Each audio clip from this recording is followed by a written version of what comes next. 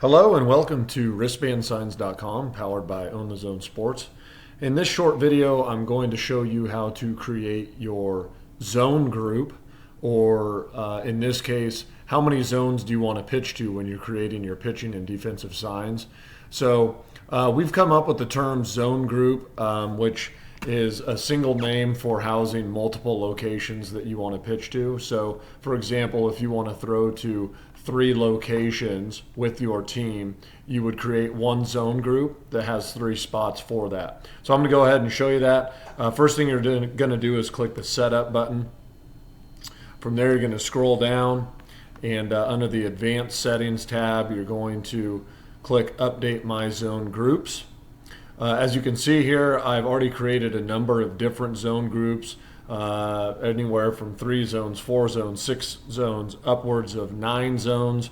Again, you can custom make these however you want. We'll go ahead and create a simple one. We'll create a zone group with just 2 pitching locations to it. So once you've clicked on create a new zone group, you're going to see that you're basically given the view as a catcher in a video game. And you're going to go ahead and add your first zone to this zone group. So click the green add zone button. Then you go ahead and drag that to the screen wherever you'd like. In this case, I'm going to drag this inside. I like to label my zones with numbers. So zone 1, and zone 1 for me is always going to be inside. Whether I've got a right-handed hitter or left-handed hitter, zone 1 is always inside. So drag that there.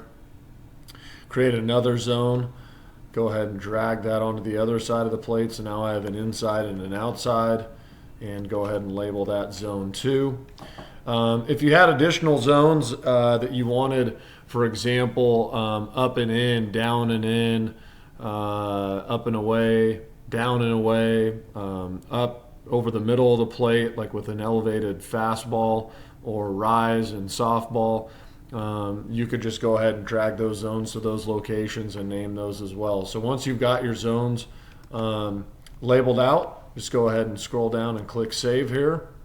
Then the next step is it's going to ask you to name that zone group. So as you saw on the previous page, I like to name my zone groups based on how many locations I've got in them. So in this case, I'm going to say 2 zones, inside and outside. Go ahead and click save, and you're all set. You've now got that. So when you go through and you start creating your defensive and pitching signs, you're going to be asked for the pitches that you've selected, what zones do you want to throw them to. You're going to have an option to either create a new zone group or pick from one that you've already created. So now you've gone ahead and created that, or you've got a list of them like I do, and you just select that, and then you can drop your pitches into those locations. And that's it. As always, for further questions about anything, wristbandsigns.com or ownthezonesports.com, please first check out our frequently asked questions page. From there, email is typically the fastest, and of course you can always call us at 972-514-OTZS. Wish you guys all the best of luck this season, and thank you again for all your support.